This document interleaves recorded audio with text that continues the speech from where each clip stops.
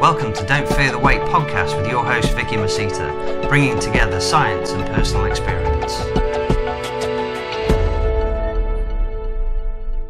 Hi guys, welcome to the next episode of Don't Fear the Weight with your tiny titan host Vicky Masita, and today I have got a brand new guest for you from across the pond. Again, we always like having across the pond guests, but I've just recently found out that he grew up in Marple. So actually he was here first and then he's moved across the pond. So that's fab. Anyway, the guy's name is Thom Evans. Now, he may not be as well known as some of the Lyle McDonalds of the group that came on the podcast. However, this guy is a fountain of knowledge, especially when it comes to nutrition, digestion, and everything else that surrounds it. So, good morning, Thom. How are you today? Morning, Vicky. Yeah, very well, thank you. Very well. Fantastic, fantastic. Before we obviously get into the whole subject today, why don't you tell our listeners a little bit more about you? So basically I did, way back when, I did a diploma in human nutrition, postgraduate diploma. I didn't do too much with that. I went into hospitality. I was working in some nice businesses, delivering quite a lot of good food and things. So I had quite a good relationship with food from that perspective. I was just focusing on my training, my nutrition at that point. And after some time, I decided to start to offer up some diet coaching services. Decided to actually do a diploma in personal training to fit with that. I thought it was quite important to understand how nutrition and exercise fit together. And that's really what I do today. I just fit nutrition and exercise together with my clients, especially if I'm working with them one-on-one. Also working online. So a lot of people out there know what they're doing in the gym, but they don't know how to make it optimal. So they're doing a lot of hard work. And sometimes it's in the opposite direction of what they want. You know, I like this analogy. They're training to look like Usain Bolt, but they're training like Paula Radcliffe. Yeah, they want to look ripped and muscular, and they're training like a marathon runner. So it doesn't always make sense, and there's so much confusing information out there about what you should do, what you should eat, what diet strategy you should follow, and so on and so forth. And my aim is really to just make it easy, kind of take the hard work out. If you eat this way, you follow these principles, you get a bit more educated, and you're going to get to your goals. So you already do the hard work. Just make sure it's in the right direction. That's it. And it's fairly simplistic as well, isn't it? Everybody out there, I don't know if you found it recently as well, but they're trying to make something that's quite simple, very, very complicated. Yeah, I mean, the amount of confusion you've seen in the nutrition group we're in on Facebook, some of the questions, they can rate. I mean, people asking so many complicated sort of questions, really, which is great for general education and all the rest of it. But the basics really have to be there, and it's not that hard. There's a few basic principles, that we look at. We tend, regardless of the goal, we tend to use some form of resistance training for exercise. That's powerlifting. It just means that we exercise with some form of resistance. We tend to agree that there should be sufficient protein in the diet for it to be at least muscle sparing. We tend to agree that food should be micronutrient dense for a variety of health reasons. And we tend to agree that regardless of whether you're low carb, high fat, or whatever your preference is, it only works if you're consistent with your calories, whether they're consistently at maintenance, consistently in a surplus, or consistently in a deficit. That's what you need to do, and slow and steady wins the race, right? Absolutely, that's right, exactly. So, all right, well, let's get right into the subject then. So we obviously want to talk about some nutrition and some digestibility. So, as a lot of you guys may well know, a lot of people have come to the end of their seasons now, bodybuilding wise, or even powerlifting wise, I suppose, but I'm not too au fait on that one. So going into the off season, we're looking to obviously build up a lot of food.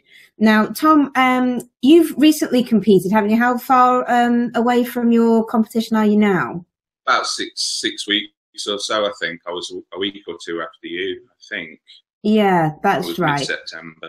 Yeah. So how did you plan on going into your off season to obviously protect your digestion, but ultimately get your hormone levels regulated again and back to a healthy body weight?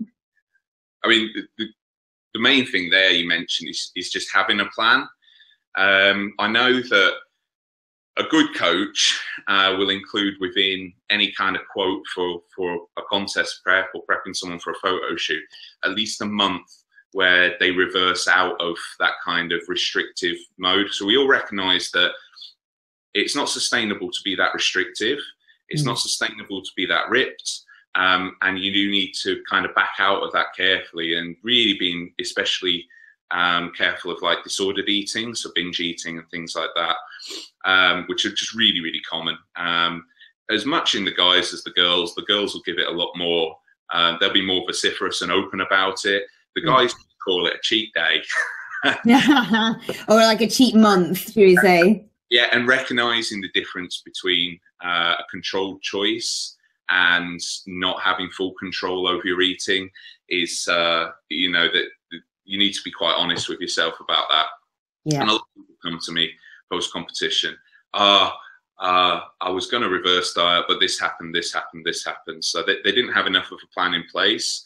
And when you're in contest mode, that's quite a good time to actually look at a plan, because you're generally going to look at putting in good choices, but there are going to be a few emotionally driven ones as well. So you're going to be like, oh yeah, I'm going to have my breakfast, but it's going to be a bit nicer. I'm going to have a few treats within the day. You want to look at an increase in calories, obviously from where you're at from competition, but not too big a jump. So I don't think that it's a great idea to double or triple your calories. It depends what you're on. You know, I dieted on around 4,000 calories. Yeah, so for me to go back up to probably what my maintenance is at is like 5,000 to 6,000 on a very active day. Okay, so just so we can put a little bit of context into that, because some people, I mean, I giggled at that obviously because you were cutting on 4,000 calories. I'm maintaining on 3,000, but just so people have got a little bit of an idea, what are your statures? How tall are you? How heavy are you? That kind of thing. Yeah, well, I'm 188 centimeters, so I'm 6'2". Okay. And my stage weight's over 100 kilos, so I'm lean at that. So I've got quite a lot of muscle mass, which that does drive that base metabolic rate. The basic level of calories is about 3,100, I think. Okay. And then on top of that, I have an active job, I have a dog, and I train maybe 3 hours in a day if I train twice. So there's quite a lot of calories being expended there. Definitely. So guys, if you are not 6'2", you are not a Thor or a Viking, then don't just automatically assume that you guys can cut on 4,000 calories. Anyway, so carry on. Yeah, but the point is that I'm looking at a percentage increase of that. So, okay, I was losing weight on 4,000. I know my maintenance about 5,000, so I'm probably going to increase my calories by about 10% from where I was at per week. And I want to put myself in surplus. You know, I want to start bulking as well, but my body's pretty primed for at least the first couple of weeks to store fat. So your thyroid tends to downregulate. Your metabolism's kind of adapted to a certain extent. I don't have a very adaptive metabolism. I keep losing weight on about the same calories for quite a long period of time. I know some people have a lot of sticking points. And I can generally, if I can keep increasing calories, I'll keep gaining weight as well. So I don't get used to a fixed amount very quickly either. Okay. All right. So I'm looking at going to maybe 4,400 in week 1, 4,800 in week 2, something like that. Still a little bit below my maintenance. And then pushing through, sort of everything should be upregulated because my carb intake's going higher. My energy levels are feeling good and my sleep quality is improving. Cortisol levels are dropping. One of the things that's very common during a competition period is your cortisol levels are through the roof. Sure. You're putting so much physical stress on your body and all the activity. Use of stimulants is going to be through the roof probably in the last 4 weeks. Most people are using a lot of caffeine at least. And yeah, so you basically just want to start to unwind at the same time. So putting lots of good stuff in, and just having a bit of a structure. I often advise eating the same sorts of foods as well. So what often happens is, like, certain foods like dairy and gluten, you tend to cut out during your competition preparation. Mm-hmm. So you're less likely to tolerate large quantities of them. So how your body reacts when you suddenly put back in 2 large Dominoes, start guzzling milk, yogurt and ice cream and cheese, you know, all of these kind of things. You're going to have quite a reaction to that. There's going to be a lot of water retention, inflammation, bloating. You're not going to have too many friends because of digestive issues. Yeah, that's true, isn't it? Good God. I mean, you know, it's all an up-regulation process. That's the thing. You really need to just take things slowly. You will be able to tolerate larger amounts of gluten, but introduce bread slowly. You know, have a piece of bread every couple of days. Move it to having bread daily. If daily bread is something that you want in your diet, you know, reintroduce yogurt slowly. These you can keep using things like probiotics and digestive enzymes and stuff like that if it's a real issue as well. Right, okay. And for people who obviously haven't cut out gluten, haven't cut out dairy throughout their contest prep, and yet they still go and binge, that's quite it's quite an interesting thing to see, isn't it? Because you see these people and they're like, I've been so restricted for such a long time, and I'm going to go out and I'm going to have 4 pints of Ben & Jerry's and 2 large Domino's pizzas, like you said, and then they sit there and they've got this huge swollen belly, of what they call the AKA food baby. And then they're full of water and things like that as well, isn't it? So it's always a psychological issue that you've got to kind of figure out as to why they go out and binge and why they can't find that off button, which is more of an interesting thing. But what do you think happens, or in your point of view, sorry, what would you assume that happens when they do just kind of spend the first 2 weeks piling in pizzas, cookies, ice cream, that kind of thing? Does it have any kind of bearing on your insulin response or your ability to uptake nutrients at all? Yeah, my position on why it happens is, I mean, you touched on emotion. So these foods were restricted for so long and now they're not. So the food choices are often driven by emotion, but also your appetite regulating hormone ghrelin. That's absolutely through the roof. So your body's screaming at you, eat, eat, eat, eat. It has been for weeks, but you've been ignoring it. You've been using willpower. And now you don't have an immediate goal that you know, you are going to effectively overeat. Your body's hardwired then to overeat. And we're surrounded by hypercaloric, very tasty foods. So especially in the UK and the US, there's lots and lots of fast food imagery around. So all of that stuff will have been sinking in, you know, the KFC poster that you drive past on the way to the gym every single morning. I'll guarantee if that's in somewhere in your daily routine, KFC is going to be one of your food choices. Yeah. So, you know, it all creeps in. And then, yeah, what happened? I mean, you're going to rapidly gain fat if you're eating a lot of fat. You're quite insulin sensitive, but that's not necessarily a good thing if you follow a high fat diet, because insulin's a storage hormone. It's great at encouraging carbohydrates and amino acids into the muscles, especially timed around exercise and things like that. People talk about maximizing their insulin response. So your pancreas can release a pulse of insulin that can deal with whatever available blood glucose, and all the nutrients that are in the blood will follow with that. But it's finite. So when you become insulin resistant, you can release less and less and less, and you end up with chronically elevated blood glucose. It's also that you can't get back into homeostasis. That's a broken system.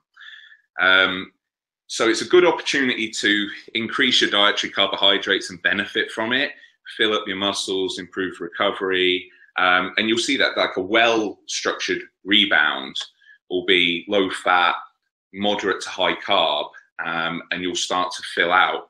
But you need to be careful about what we call spilling over.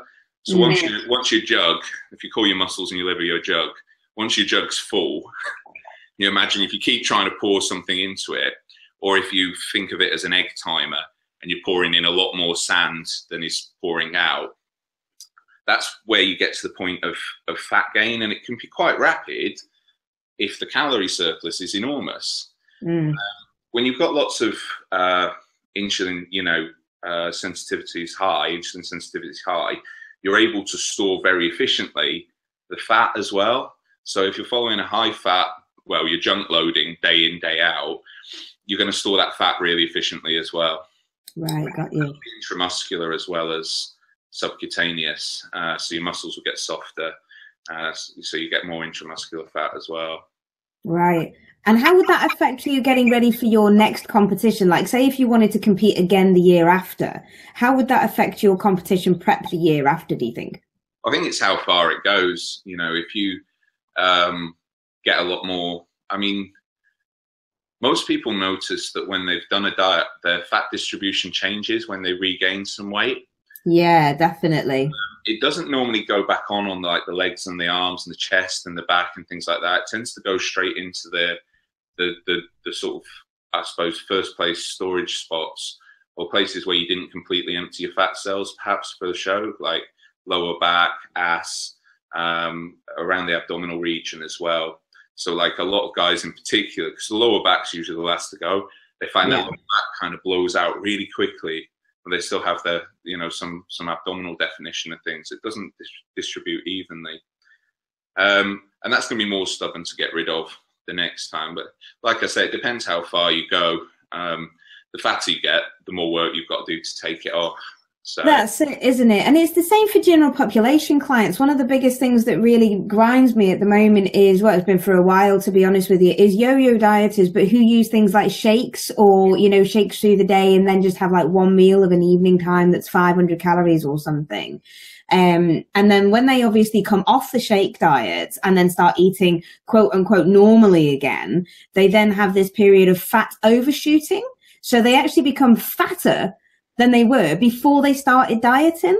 And I don't know whether that can actually be the same for bodybuilders. Because we haven't really thought about it in that regard. I've only really looked at it from a general population kind of view.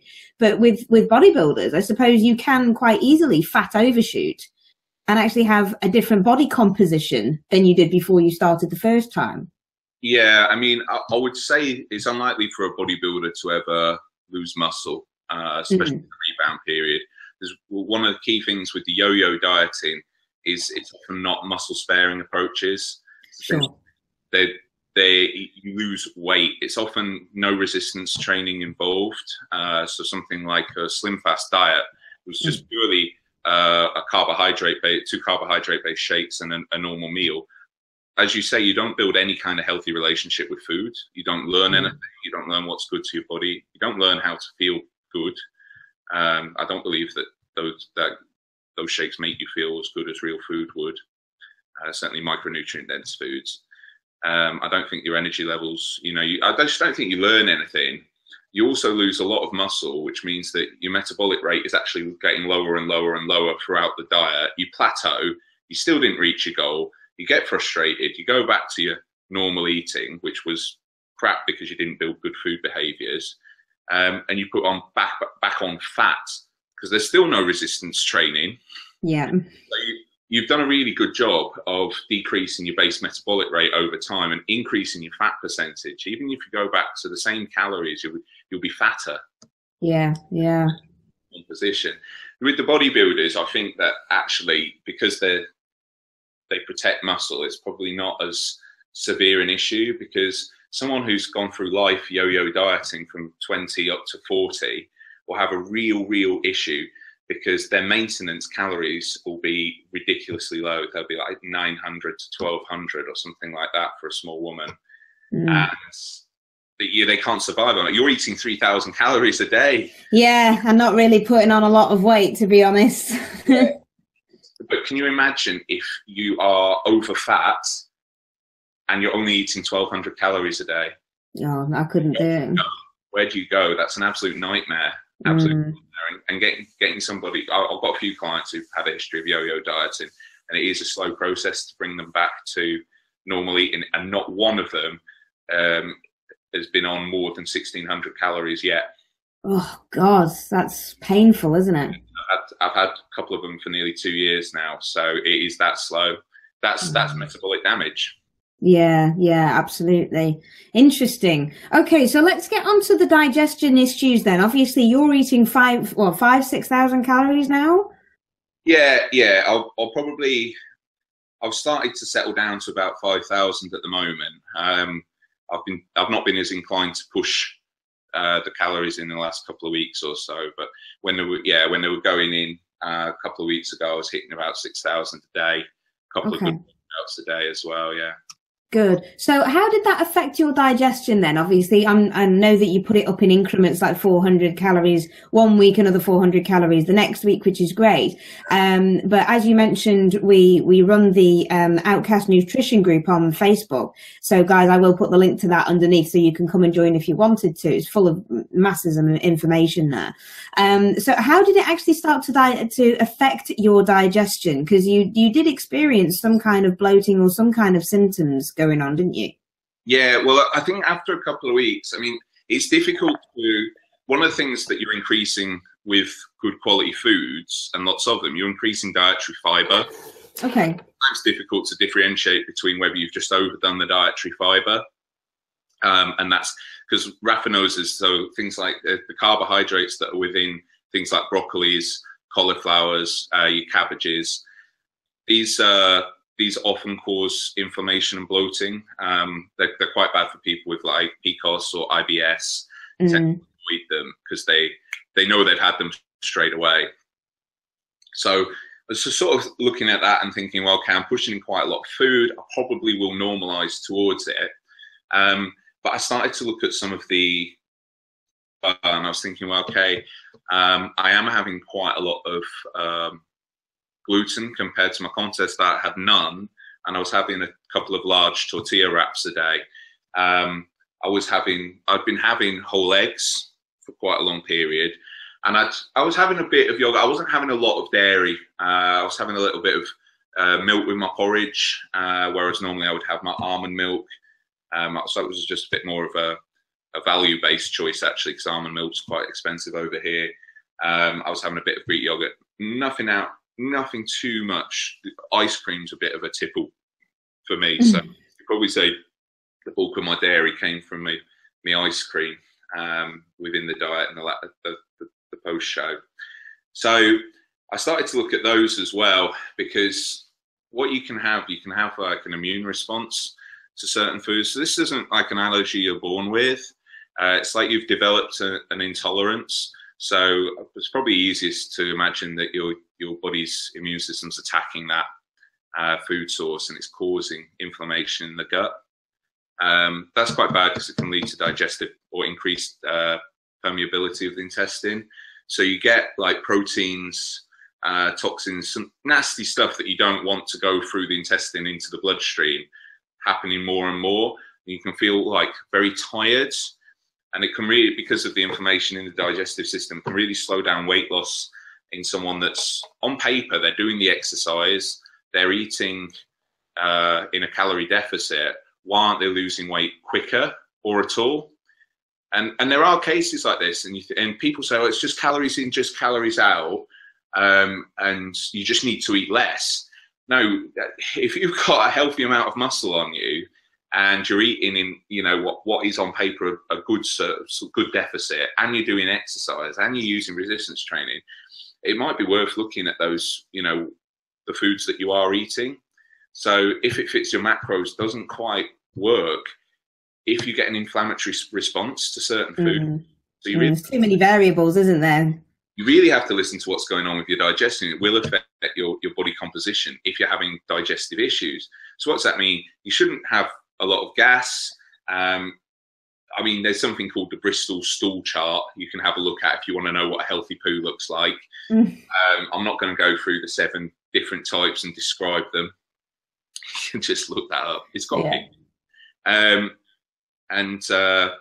your stomach should feel flat as well. So if you're bloating out through the day, something's causing that. If you wake up in the morning with a much flatter stomach, you've processed food.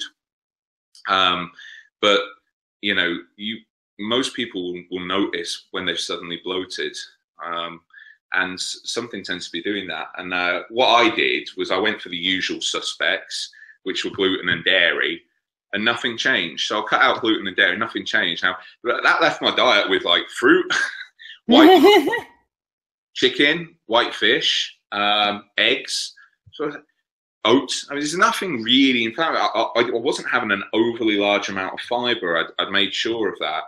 And actually, chicken egg yolk is quite a big one. So you become quite intolerant to that. Now, how many whole eggs do you think I ate in the last year? Oh God, I'd hate to think. I would say you'd probably eat about between 6 and 8 eggs a day. Yeah, some days I would have 15 if I felt like having eggs twice. But yeah, something like that. You could probably average out about 10 a day. So if you're going to become intolerant to something and you're eating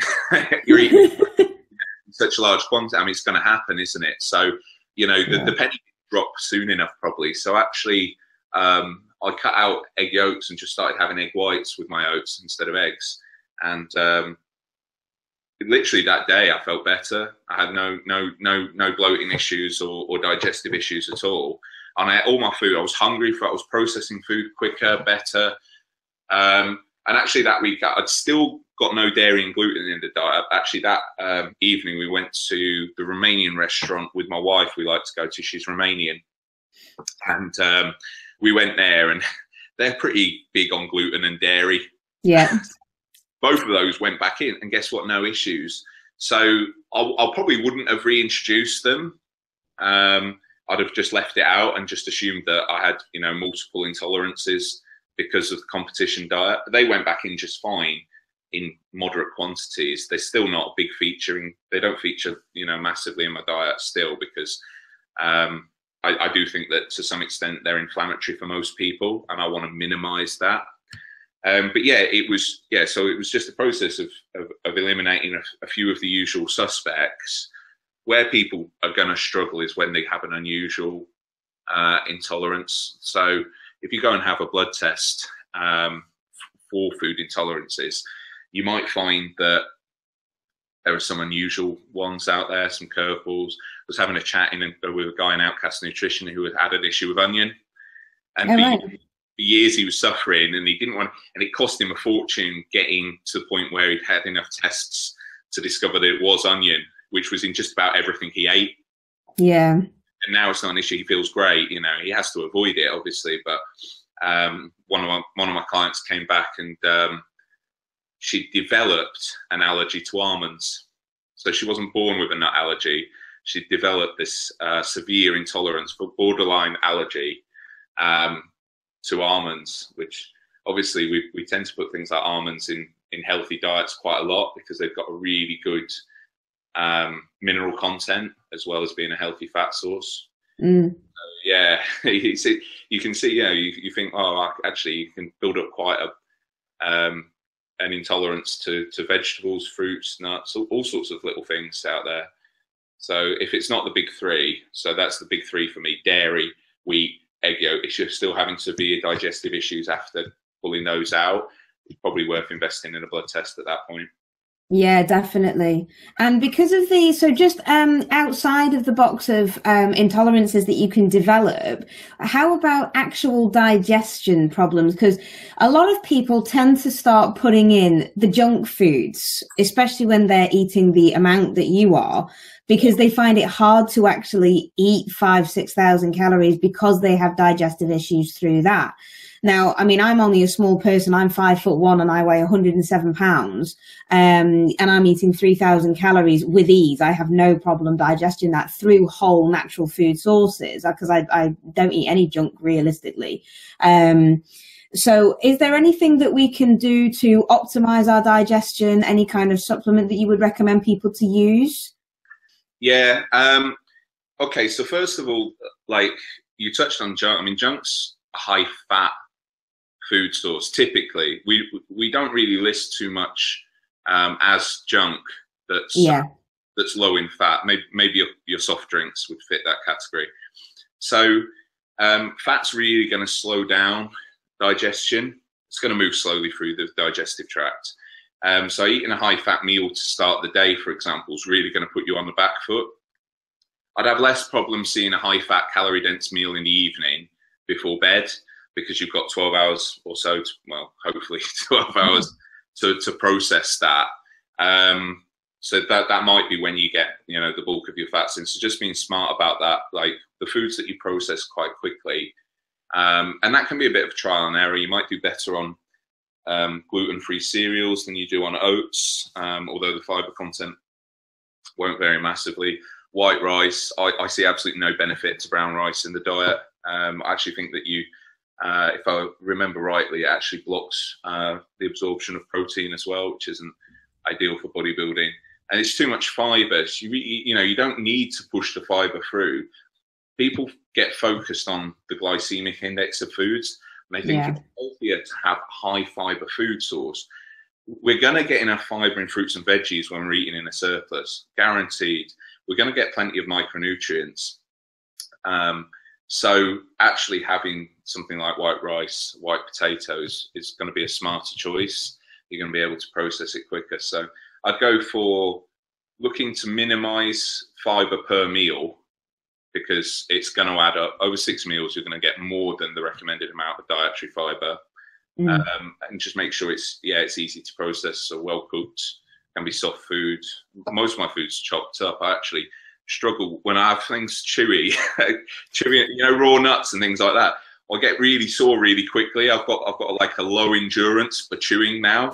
A low endurance jaw. I just cut up all my chicken, and I've got rice and pineapple and broccoli. It's all sort of bite size really. So I'm just eating with a spoon most of the time.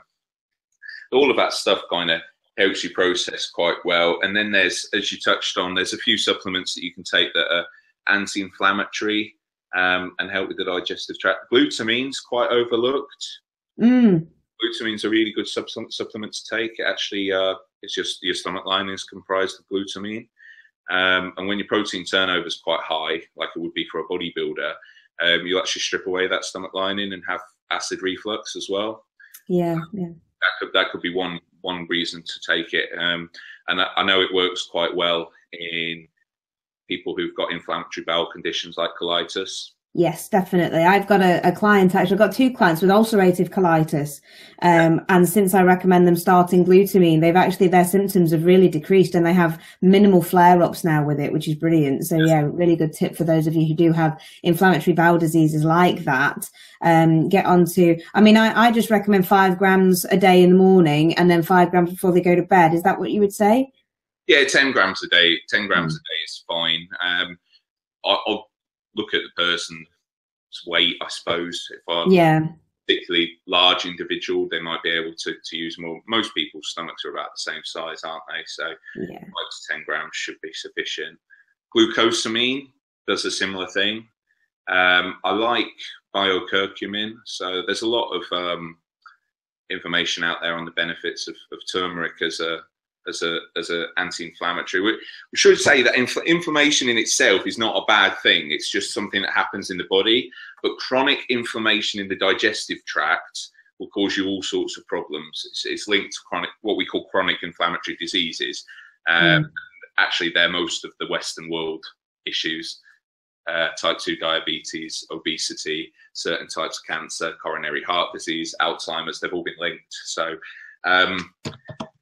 that's what we're talking about here. We're talking about specific to the digestive tract.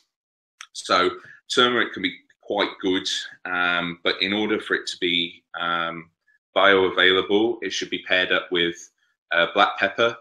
So a good supplement will be something like curcumin with piperine, something like that.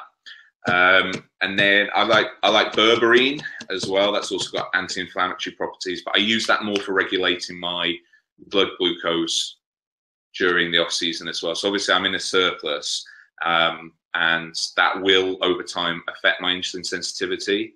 So I can take a bit of strain off my pancreas by using like what we call natural glucose disposal agents, and berberine's a really good one. If you look at how it compares to metformin, when used in type 2 diabetics in a study, it's comparable actually in the same dosage, but it has all the inflammatory benefits as well. It's been around in Chinese herbal medicine for many, many years as a treatment for type 2 diabetes. Oh, fantastic. Yeah, they got that one right. They also used it to treat diarrhea, but unfortunately in large doses it actually gives you diarrhea. So I'm not sure what I don't want to try. I don't want to try that particular remedy and see what happens. I think that's the recipe for disaster. So absolutely. Yeah, so they're really good ones. Your metabolism's quite heavily regulated by or metabolic processes. Vitamin D3 is involved. Yeah. If you're in the UK, if you're in a place where you don't get a lot of sunlight, you should consider supplementing with it. That's the recommendation. You should consider supplementing with it. You might be deficient. I'm not sure if the UK GPs are going to send you for a test. It won't hurt to supplement with it. It won't do you any harm at all. I've even seen mega dosing of vitamin D3 show absolutely no harmful effects. I'm not saying you should. Yeah, just take the recommended dosage, and it's not going to improve metabolic function beyond what it should be. It will just make sure that it's not doing less than it should. So you're just giving yourself like a level playing field by making sure you have that before bed, because it doesn't interact well with caffeine. Caffeine blocks the receptors for vitamin D3, so you don't want to have that one in the morning. You just be waiting. No. That's it. So unless you have a coffee last thing at night before you go to bed, just have your D3 at night and not in the morning with the remainder of your supplements. More problems than vitamin D3 absorption, I think. Yeah, well, yeah, this is true, isn't it? Insomnia City. Okay, fab. Now, the very last thing that I want to talk about, simply because of the fact we're coming up to time, we've been chopping away now for nearly an hour, so people's cardio is obviously running out. One thing I did want to say is, and what I found funny was that you had a pineapple on your table not so long back in one of your Q&As. And look, there it is as well. Now, I'm an avid fan of pineapple. I eat it every single day. I especially use it post-workout as well with some chicken and some rice. Not only because it's yummy, but it also goes really well with chicken and rice, and it tastes like Chinese. But there is very specific reasons as to why we put pineapple in. So would you like to explain that for us? Well, the main reason why I'm using it at the moment is for digestive reasons as well. So it contains an enzyme called bromelain, which is really, really good for your digestive health. And again, reduces inflammation. It's pretty micronutrient dense. It's a good source of sucrose as well. So if you're eating it after training, it's a good way to get those fast carbs back into the system to improve your recovery as well. So yeah, digesting the foods, and it has an application for recovery as well. Indeed, it's very, very good. It's one of the most studied fruits. I remember reading. It's one of the most studied fruits used for athlete injury recovery. So if people are actually injured and they're at home trying to recover, then a lot of people do say, or the scientists and recovery physios are saying supplement with pineapple, rather than having any kind of pills that you can swallow down. So there you are, guys. There's another top tip, not a bro tip, a top tip to include pineapple with your chicken and your rice. But excellent. Okay, so Tom, we're just about up on time now. So what do you want to leave the listeners with as your last bit of advice? What can you advise them to do every single day to optimize their digestion and optimize their growth period? I think just listen to your body. It's not normal to be bloated, farting, uncomfortable, or have digestive problems. You don't need to. If you address your diet, it'll improve your body composition. It'll get you to your goals quicker, because you'll be actually getting nutrients into the places where they need to go. You'll have more energy. Your training performance will be better, and you'll generally feel better. You'll be a happier person. Fantastic.